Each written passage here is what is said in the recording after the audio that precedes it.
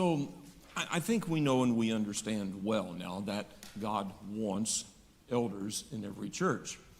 But to know and to understand that is the easy part, to see that. Having men suitable to serve is what becomes the challenge. And so the question is asked sometimes, why is there such a shortage in so many places for good elderships? There may be several reasons for that. I mean, sometimes the church has just not placed emphasis on that and working with and trying to develop men. Sometimes men are just not interested and have not worked to develop themselves. Or even if they have some really good qualifications, they don't desire the office for various reasons. I think sometimes the blame has to go to preachers, because preachers have a responsibility to help teach and to train, prepare men in such ways and to appoint. And so maybe there's several reasons why. I don't like that point. Huh? I don't like that I don't point. like that point either, but it's real. And we have to face that and accept responsibility, for that as well. The very fact that God has requirements for one who would serve as an elder tells us some don't qualify. I mean, you think about that. Just let that kind of sink in for a minute. But then the follow-up with that would be the question that was on our outline. It was just a thought question. How can we possibly know if a man is prepared to serve as an elder? And well, that's one reason God gave certain qualifications, gave us a description of the work, gave us a description of the characteristics of a man who should serve. But we would make this point, because I think this is interesting just to think about, that God has an advantage over us when he looks at men, in that he knows the heart. He can see directly to the heart. And maybe some passages for us to think about here for just a moment. These are probably familiar to you, but just to kind of roll this in a little bit. Remember what was said when David was anointed to serve as king. Remember God's position on this. Can you tell me? I mean, what was said when David was anointed to serve king? What was said about David? A man after God's own heart. And it may have seemed in the eyes of men that there were others who would have been very suitable, perhaps more suitable, to serve as king. But God saw David as the man after his own heart and the one that he chose. And in fact, it was the king Saul, previous to this, that Samuel said, "The Lord has sought a man after his own heart and appointed him to be leader over his people," back in 1 Samuel chapter 13. Twice that was said. So there's a point of emphasis there, I think. The Lord looks at the heart. And so what does man see? Did you look at Psalm 44 and verse 21? What does God see? Say it again. Yeah, it's not just about outward appearance. God sees the heart is what he sees. He knows the secrets of the heart, is what the song says. And Ben, I remember when I was a kid, Hebrews chapter 4 and verse 13. This always kind of bothered me when I was a kid. "There is no creature hidden from his sight, but all things are naked and open to the eyes of him who we must give an account." I had this really weird vision of God with a big eye. When I was a kid, when I heard that passage, it was scary to me. But now it's scary to me in different ways. Because truly God does know the heart, and there's all things that he sees. And so the point just being, God has this vantage point of being able to see and understand men. But I want to suggest that God gives us a means of seeing the heart of men. There's this passage in Jeremiah chapter 17. Let's just very quickly, just touching on this very quickly. In Jeremiah chapter 17, and let's see here, verse 10. "I, the Lord, search the heart, I test the mind, even to give every man according to his ways, according to the fruit of his doings." A man's deeds are observable in what we see. We see his conduct. And here I think is where we have to start understanding that we have a vantage point as well to know the character of a man. I mean, God can see straight to the heart. Well, in essence, we can see the heart too, but we see it through outward appearance. We see what he does. We see his conduct. we come to know and understand his character. In Luke chapter 6, I want you to turn there with me. Judge, you mind if I ask, what's the importance of that, trying to judge another man's heart? Well, You said we can see and judge the heart. Why would we do that? why would we judge the man's heart? Let's look at Luke chapter 6. Let's go with that. Fair question. Why would we judge a man's heart? Would it be fair to say that God makes judgment on man's heart? Certainly so. At the end or now? Well, it seems even now.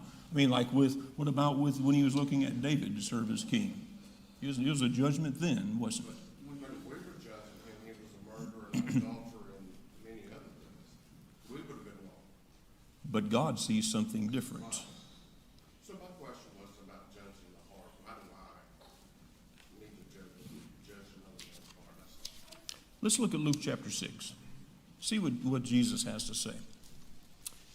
In Luke chapter 6, and let's see, begin at verse 43. Verse 43.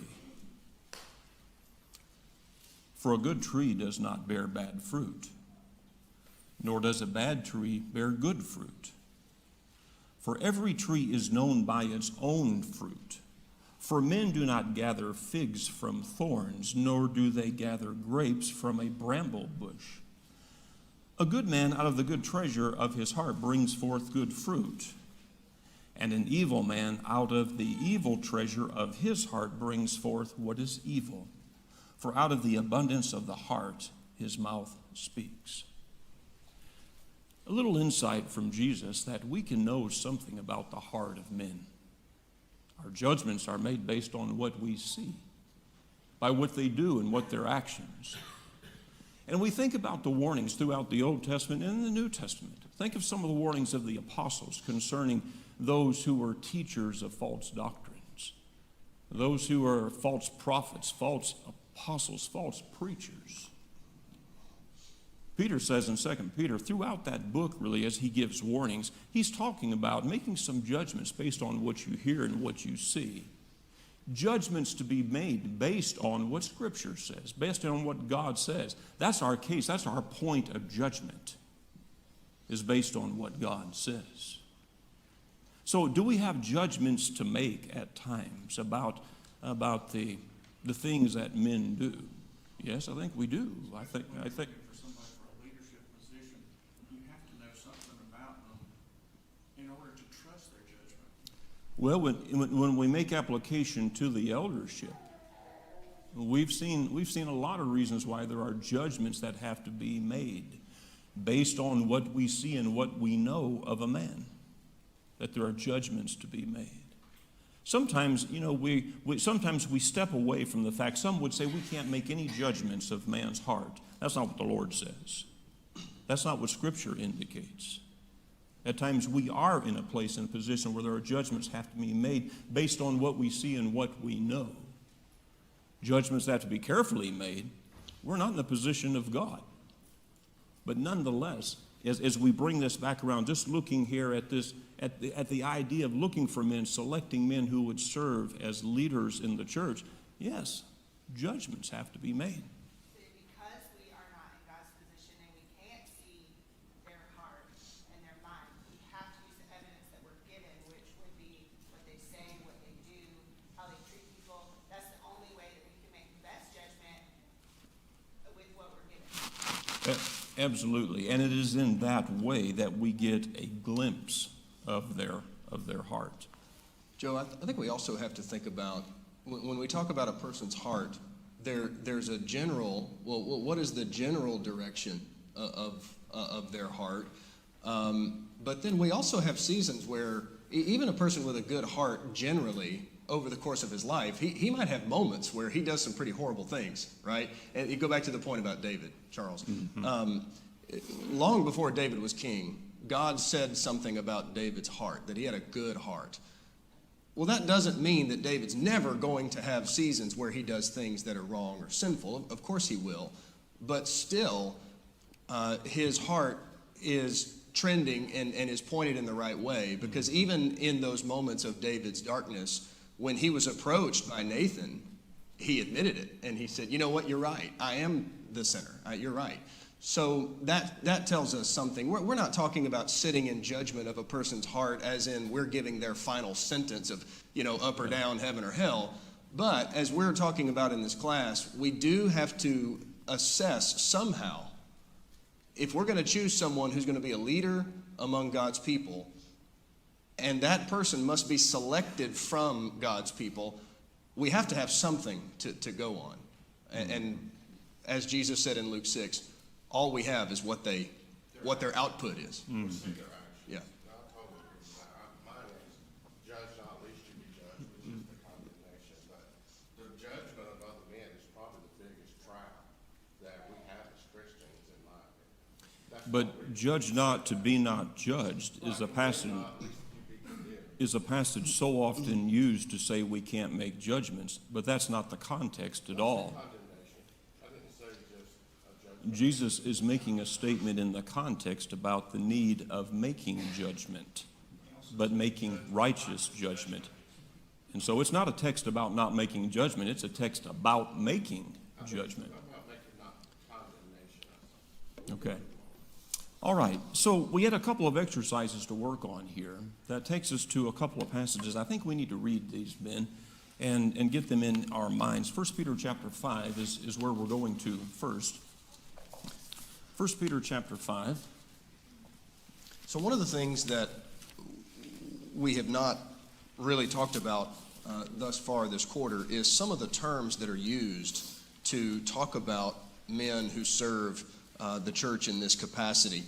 There are some different Greek words that are used in the New Testament, and those Greek words are translated by various English words. And I believe there's 3 Greek words that you find rendered in 6 different ways, and some of that might be translation dependent. But these words help us get some idea of what elders are and what shepherds are to be. So 1 Peter chapter 5, I want you to notice some of these words that are used here. Verse 1, therefore I exhort the elders among you as your fellow elder and a witness of the sufferings of Christ and a partaker also of the glory that's to be revealed. Okay, right there in verse 1 you see it twice. To the elders, Peter says. Now, the word that's used there, translated elder, there's a reason that it's translated that way. What if we talk about, hey, in society, we ought to respect our elders? Who are we talking about? Age demographic. Those who are older. Okay. So when the New Testament uses this word to talk about those who are leaders in the church, it's talking about older men.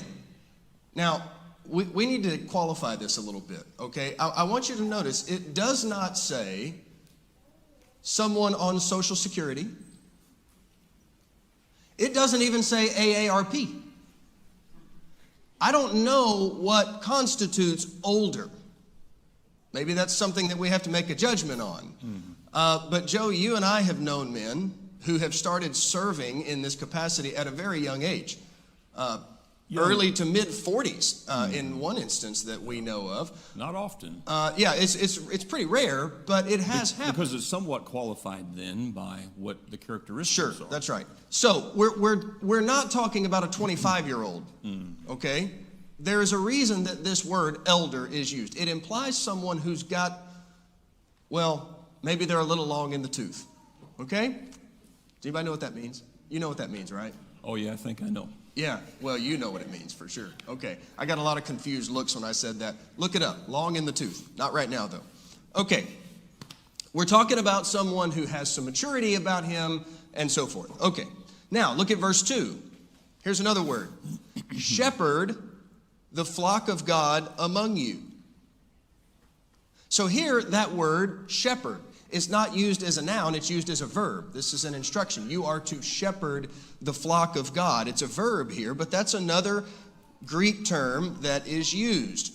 And then, if you continue reading in verse 3, he says, be examples to the flock, and we've talked about that in an earlier lesson. And when the chief shepherd appears, you will receive the unfading crown of glory. There's that word speaking of Jesus in that instance, the chief shepherd.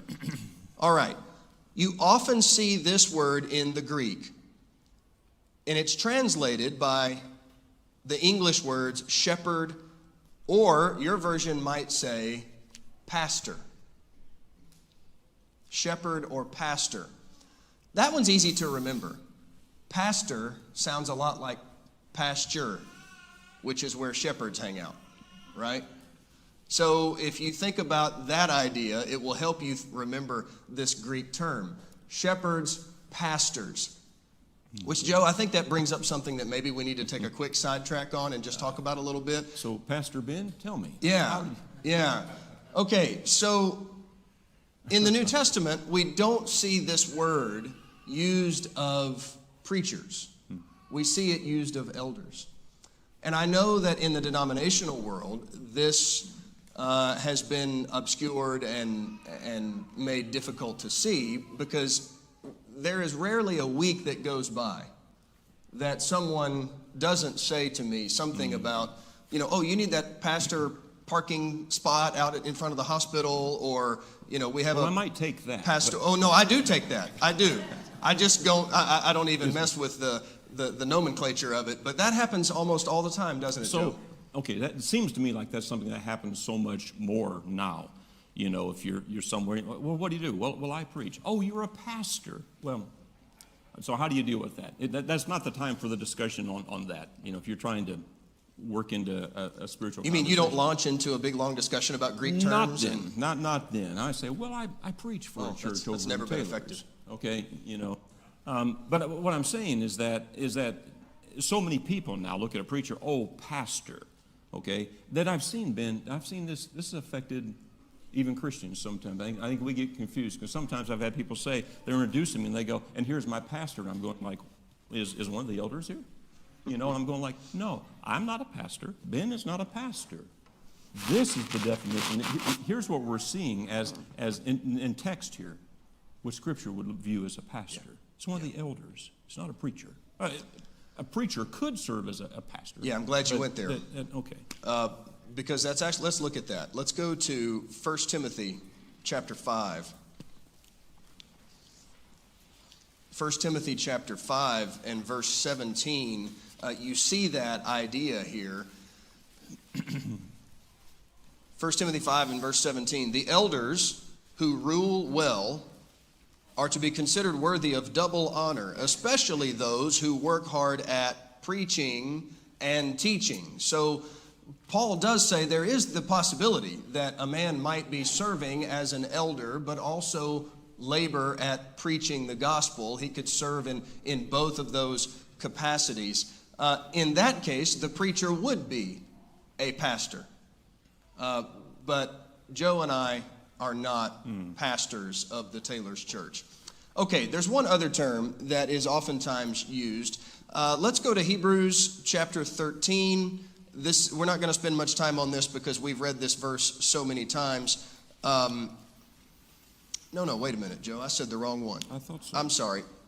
I got ahead of myself in the notes. Go to 1 Timothy again, but go to chapter 3. 1 Timothy chapter 3. And if you look at verse 2, verse 1, it's used twice. It's used in verse 1 and 2. It's a trustworthy statement. If any man aspires to the office of overseer, anybody's translation say bishop? Okay? Overseer, bishop. That comes from a third Greek term. The Greek word, and I haven't been saying the Greek words because I don't usually care to do that. But I will say it in this case only because it will help you make a connection. The Greek word here is episkopos. You know what? We got. Does that sound like... Make 3 clips. Oh, okay, there we go. I'm sorry, I forgot to tell you, I put that on there. Yeah, I didn't make the PowerPoint, so I didn't realize it was up here. And I forgot it was there, too. All right, there you go. Okay, so look at that second Greek word, episkopos. Can you think of a denominational group that is built on that word? Mm-hmm. Yeah, Episcopalian. Mm-hmm. Yeah, that's where it comes from, episkopos. Okay, that's the word that's used here in 1 Timothy 3, translated bishop or overseer. This word helps us see what elders do. They oversee, they watch over, they see over. You see that in the way that it's translated into English. It helps with their ability to watch out for the church, but also watch over and see what is it that's going on, how are things being conducted. Especially in this context of the book of 1 Timothy, there's a lot said about worship and how the church ought to conduct itself, and the elders are going to have a big role in keeping an eye on that. Matt, go ahead. Just mentioned too in 1 Peter 5, where you've got the other terms, it talks about exercising oversight in my translation, which is clearly related to being an overseer, exercising oversight. So Yes. it's nice to have them all in the same place. That's so right. You know you're talking about the same person. Yeah, that's good. In these two texts, in Acts chapter 20 and in 1 Peter chapter 5, we find all three of these terms used in the same text, in the same passage, which helps us to really, I think, see and kind of round out, the responsibility of elders and gives a description, of elders. Yeah. And their work, even their maturity. I as you were talking, I was going to say something and I forgot it that quick. Isn't that bad? You're talking about maturity. Part of that growing old it thing is we that were long talking in the about tooth. a minute I ago, yeah. resemble that Yeah. long in the tooth thing. The idea of an elder in itself signifies something about, some age. And with age, hopefully when we think about elders and some things we've talked about previously, we're looking for spiritual wisdom. Age is, getting old is not hard as long as you keep living, right?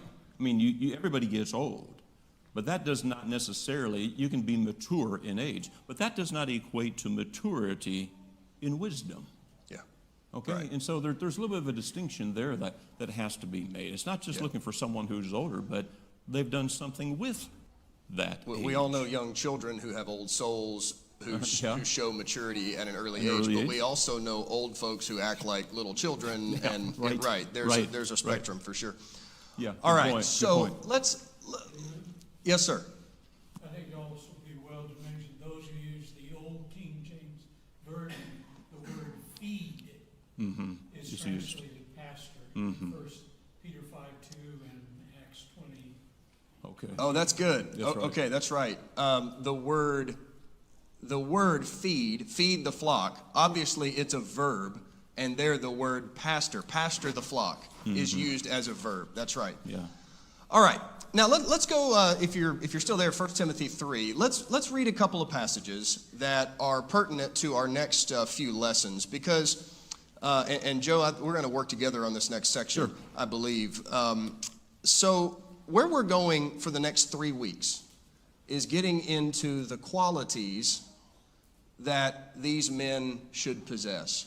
We oftentimes talk about the qualifications of elders.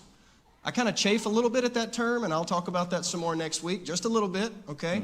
And I'll explain why that is. But the qualities of these men. And let's read these two passages. And what I want you to do as we read these is to just try to get a general sense of the type of man that's being described. And I want you to, as we read through these qualities, what aspects of this man's life are being highlighted? What aspects of his life are being emphasized? Okay? So let's read beginning at 1 Peter chapter 3 and verse 1. It is a trustworthy statement. If any man aspires to the office of overseer, it is a fine work he desires to do. An overseer, then, must be above reproach, the husband of one wife, temperate, prudent, respectable, hospitable, able to teach, not addicted to wine or pugnacious, but gentle, peaceable, free from the love of money. He must be one who manages his own household well, keeping his children under control with all dignity. But if a man does not know how to manage his own household, how will he take care of the church of God? And not a new convert, so that he will not become conceited and fall into the condemnation incurred by the devil. And he must have a good reputation with those outside the church, so that he will not fall into the reproach and the snare of the devil. All right, Joe, why don't you come and read the Titus 1 passage, and then we'll talk about these two together. So we may, I suspect, in the next couple or 3 weeks, read these over again, because this is where we're going to be spending some time the next 3 weeks in our lessons, just kind of looking at this character description of men who might serve. We're in Titus chapter 1, and let's begin at verse 5. For this reason I left you in Crete, that you should set in order the things that are lacking, and appoint elders in every city as I commanded you. If a man is blameless, the husband of one wife, having faithful children, not accused of dissipation or insubordination. For a bishop must be blameless, as a steward of God, not self-willed, not quick-tempered, not given to wine, not violent, not greedy for money, but hospitable, a lover of what is good, sober-minded, just, holy, self-controlled, holding fast the faithful word as he has been taught, that he may be able by sound doctrine to exhort and to convict those who contradict. So we think about what we've read in these two texts, and we start forming in our mind the idea, a description of the character of a man who would be qualified, to serve here in such a way. It's with these passages then that it helps us to be able to make some judgment, because we have to make some judgments based on men that might be suitable and qualified to serve. Joe?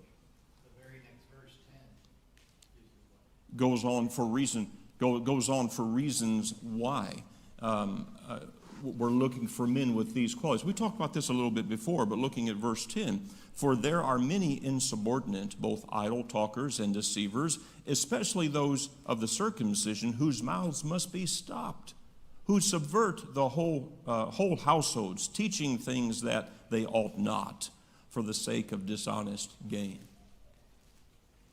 Here is why careful and sound judgments have to be made on who is well qualified to serve and who is not. And how do we make those judgments? But by looking at the man, his conduct. All right, so let's think about those passages we just read. What are the general aspects of the man's life that are highlighted with these qualities? Joe? Self-control is a big thing. Okay. Ben, let's throw a category out here, or else we're going to just go everywhere. All right. And we got some categories here that maybe we can kind of narrow it down, like with regard to character. Okay. Which And self-control would be does. included in that. It Okay, does. so do you see qualities given in these passages that speak to the man's character?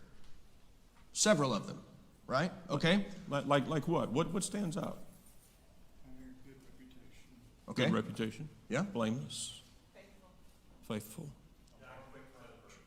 Yeah. So we see some broad base, perhaps, character traits. Yeah. Favorable. Life habits. Any of the characteristics here kind of stand out as life? Hospitable, sober-minded. Someone said before, self-controlled. See, there's Yeah, kind so some of these can fit in different, yeah. kind of like that. Okay. Well, I'm going to put that just a little bit later here. Like what about reputation? We talked already about just blameless, Yeah, good, above reproach, good reputation outside the church. good reputation outside the church, experience and ability, ability to teach, apt to teach, mature, ruling his own household. Maybe that's going to fall a little bit more under home relations, but Yeah, you and there's kinda see- overlap with all of It these, is. right? I mean, how does a person become able to teach, which is experience and ability, if he doesn't have a life habit of studying and preparing? I mean, obviously there's overlap with these. But these categories kind of help us see, okay, these qualities that are given, they fall into at least one, if not multiple, of these categories. So, Joe, as I look through these lists and I think about these categories, it sure seems to me like we're just looking for a perfect, sinless man who's never made a mistake in his life, right? Well, absolutely. It says blameless, so that Right, means I mean, no blame can be cast. Yeah, right. Jesus is the only one who qualifies. Yeah, Well, yeah, actually, yeah. even Jesus himself wouldn't qualify to be an elder. He wasn't married. He didn't have children, right? So there's never been a person on earth who meets every qualification to the fullest possible degree. So Alan Mosley, he's not here. He's picking up his parents right now, I presume. You know, Alan Mosley stopped me a couple of weeks ago, and he gets home. He says, "Listen," he says, "when are you going to talk about, you know, people expecting an elder to be perfect?" And I said, "Alan, don't worry, I got it covered. I'm going to tell them that, you know, look at Alan Mosley. He's perfect, you know." And he said, "No, that's not what I'm talking about, you know." And so I wish so much he was here this morning, because I was going to say, when it comes to being a perfect man, Alan, fill us in on that. I've been waiting for that opportunity, and he's picking up the Mosleys this morning. But okay, so Ben, what is this, Ben? This, a man must be blameless. Okay, well, let's think about a scenario, because we clearly understand that no one is perfect, and that we're not thinking about a man who's never made a mistake in his life, okay? I want you to suppose that one Sunday after services have ended, one of the elders comes up to the mic and he says, "Everybody take a seat for just a moment. I need to read a statement to you." And in this short statement, he goes on to say, "You know, at work this week, I really was not the best representation of a Christian. I had a coworker who was really getting under my skin, and I just flew off the handle, and there were lots of people there who saw me do it. I yelled at this guy. I just let go, and I am so sorry that I did that. I have already gone to that man and apologized, but I did this in public, and I just feel like I need to let you know about this, and I want you to pray for me." If that happened, what would you think? I think some of us might think, "Oh, he's got to step down. This man can't serve. Elders are supposed to be perfect." And we would be wrong if we thought that way. My paperclip is creating some static. I'm sorry. I don't want us to paint a picture in any way that makes us think that a man serving as an elder is a man without problems in life, that sometimes his family has issues to deal with, you know, that at times he stumbles just like everybody else does. And I think sometimes we've painted such a picture that an elder, you hear sometimes the term preacher's kids. Preacher's kids sometimes feel like they live in a glass house because everybody's looking at them. And elders' kids feel that way, and elders' wives feel that way, because there's sometimes so much focus on, are they living perfectly? Let me assure you, they are not. Because, you know, we all face issues in life. Yeah. Ronnie, go ahead. I'd suggest that when we look at these qualifications and observe the word blameless, why don't we allow the rest of the qualifications to help us to understand what being blameless is? Mm-hmm. And also, secondly, to notice that in the New International, New King James, it's not blameless, it's above reproach. Above reproach. And that sets a little different tone to that idea, above reproach. Mm-hmm. Yeah, the idea literally is that no one can make and sustain an accusation against this man's character. An accusation won't stick. There might be accusations, but it won't be sustained. That's right. That's right. The truth won't bear it out. So let's go to Here, 1 Timothy. Wayne's got a question here too, I think. Okay. I was just going to comment about what we know about Jesus.